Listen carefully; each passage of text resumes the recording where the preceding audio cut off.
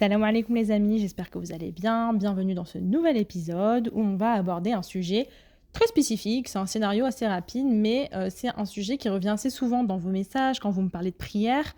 Et c'est le suivant. Quand tu veux commencer à prier, que tu sais faire, genre tu as toutes les méthodes en main, mais que tu te sens bloqué, slash submergé à l'idée de devoir prier 5 prières par jour. Et laissez-moi vous dire un truc, ce sentiment, il est totalement normal. Je sais que moi, c'est la chose qui m'a le plus retenue dans ma vie quand je pense à la prière, parce que le fait de passer de 0 à 5 prières, ça me semblait complètement indomptable. Donc je comprends parfaitement que vous ressentiez ça également. Et le truc, c'est que l'être humain, il est bien drôle, c'est que quand il est submergé par quelque chose, au lieu d'essayer quand même de se dire allez, on fonce, on essaye, c'est pas grave, si on n'y arrive pas du premier coup, au moins on se sera donné les moyens. Non, lui, l'être humain, quand il est submergé, il abandonne. Donc, on se retrouve dans une situation assez chelou où t'as envie de prier, tu sais prier, mais vu que tu le fais pas parce que t'as peur ou que t'es submergé, tu culpabilises. Tu te dis oh non, je devrais être en train de prier. Ensuite, tu te compares aux autres, donc tu rentres encore plus dans un cercle vicieux constant de regret et de honte aussi, parce que c'est un peu lié. Et surtout, tu n'avances pas. Ça veut dire que tu restes exactement au même point où tu étais, genre il y a 1 an, 2 ans, et le temps, ça passe vite. Quand tu te dis que tu as envie de prier et que tu te retrouves 1 an après, tu n'as pas prié, c'est parce que tu es submergé. Et souvent, on n'arrive pas à mettre des mots sur ce sentiment. Donc, on aborde ce sujet aujourd'hui. Et donc, c'est la réflexion du jour. Un truc important à comprendre, c'est que la prière, c'est une habitude spirituelle. Et si on replace le mot habitude dans un contexte où on cherche la définition, une habitude, c'est une action répétée qui devient, avec le temps, une manière de faire pour une personne ou un groupe de personnes. Donc, est-ce que vous remarquez quelque chose dans cette phrase ? Parce qu'il y a 2 mots à retenir qui sont quand même clés. C'est le mot action et le mot répéter.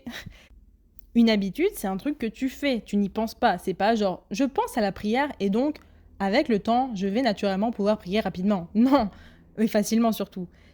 C'est comme se brosser les dents, par exemple. Il a bien fallu qu'à un moment donné, quand tu étais petit, qu'on te demande, que tes parents te disent « va te brosser les dents » ou bien que quelqu'un te force à te brosser les dents, qu'on t'apprenne à te brosser les dents, etc. etc. C'était un nombre d'étapes qui t'ont mené vers aujourd'hui, maintenant, l'adulte que tu es, l'adolescent que tu es, ou peu importe votre âge.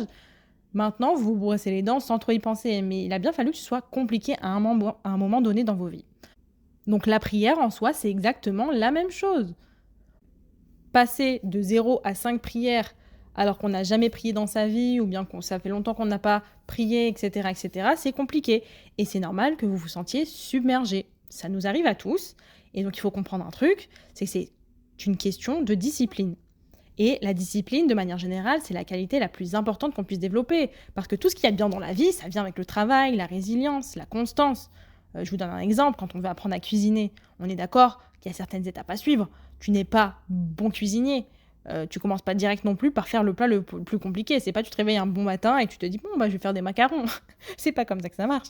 On commence par un truc un peu plus facile. On fait des pâtes, on fait du riz, on fait bouillir quelque chose, on fait revenir un truc rapide, quelque chose d'atteignable et qu'on est sûr de pouvoir finir. Parce qu'ensuite ce que ça fait, c'est que ça nous fait reprendre confiance en nous. Et c'est très important ça quand on essaye de devenir une personne plus disciplinée, parce qu'il y a une chose qu'on n'explique pas quand on parle de discipline, c'est que c'est une identité. C'est pas un trait de caractère, c'est pas tu l'as ou tu l'as pas, c'est pas quelque chose qu'on nous donne et qu'on nous reprend, c'est quelque chose qui vient de nous. Et je vous en parlais dans l'épisode dernier, mais l'identité c'est très important.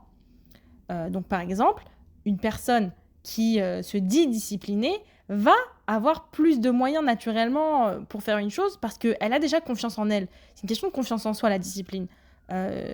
Parce qu'on va venir se dire qu'on est une personne disciplinée, donc on va faire la chose. Versus quand on se dit qu'on n'est pas discipliné, on est en mode c'est une excuse quoi. Oh je suis pas discipliné, c'est mort, je vais jamais pouvoir faire ça.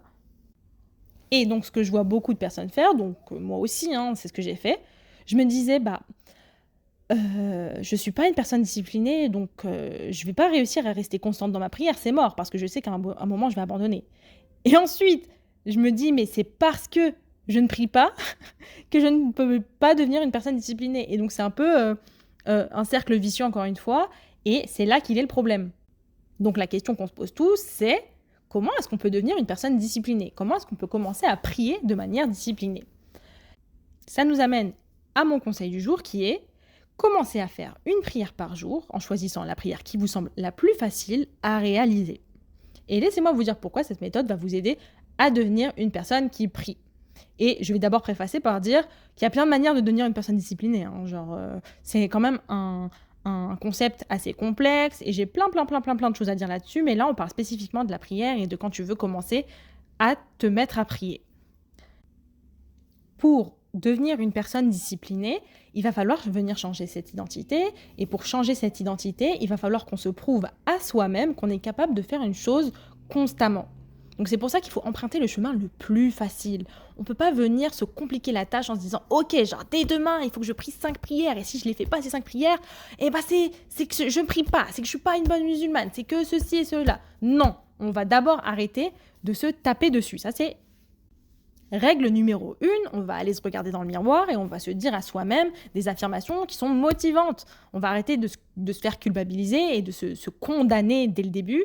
Et on va se dire des choses du style « Je peux le faire, j'ai la force », des trucs un peu bateaux, mais je vous jure que ça marche.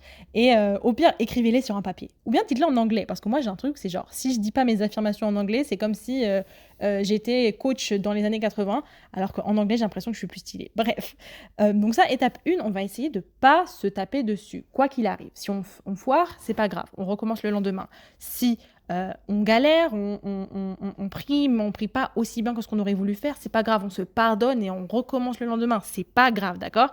L'essentiel, c'est d'être très clément avec soi-même. Et dites-vous un truc, notre bon Dieu, Allah, c'est le plus clément. Donc pourquoi est-ce qu'on va venir se traiter encore plus difficilement alors que le bon Dieu lui-même, lui, nous traite pas aussi difficilement, il nous juge pas autant que ça. Lui, l'essentiel, il veut voir qu'on fait un effort et qu'on fait des pas vers lui. Voilà, donc ça, c'est étape 1, on arrête de se taper dessus. Étape 2, on va aller choisir la prière qui nous est le plus facile à réaliser. Moi, par exemple, le plus facile pour moi, c'est de faire soit Maghrib, soit Isha en fonction de la saison. Parce que là, ça m'évite de couper ma journée. Genre, quand je faisais le Asr et le Dhuhr, pour moi, c'est plus difficile parce qu'on est en plein dans la journée de travail, c'est compliqué, c'est lourd à réaliser. Et j'étais sûre de ne pas pouvoir tenir cette prière-là. Donc, Maghrib ou Isha, ça, c'était les plus simples pour moi. Ensuite, j'avais aussi un problème avec les ablutions. J'avais la flemme de faire des ablutions, ça me saoulait un peu. J'avais pas envie de me mouiller, je sais pas pourquoi. Me mouiller partiellement, ça me dérangeait. Donc, je couplais ça avec ma douche du soir. Voilà, quand on fait la douche du soir, je fais mes ablutions alors que je suis dans la douche, c'est déjà un peu plus simple. Donc, pam, je me douche, je fais mes ablutions dedans, ensuite je sors, je prie. Voilà, donc on choisit la prière qui est la plus facile à réaliser. Et ensuite, on va quotidiennement se mettre soit un rappel, soit vraiment faire en sorte de ne pas oublier de le faire et commencer par cette prière-là.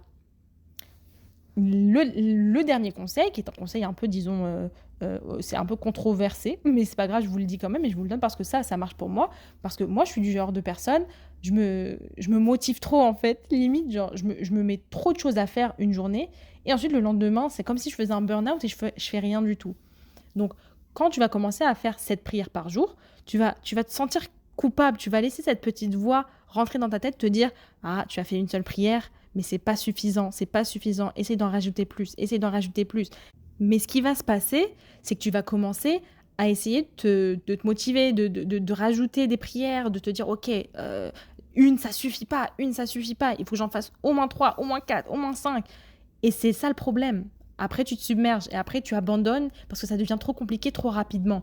Donc, essayez de tenir sur la prière quotidienne et de ne pas en rajouter. Je sais que ce n'est pas le truc musulman à dire, mais c'est la vérité. Moi, je vous parle d'humain à humain.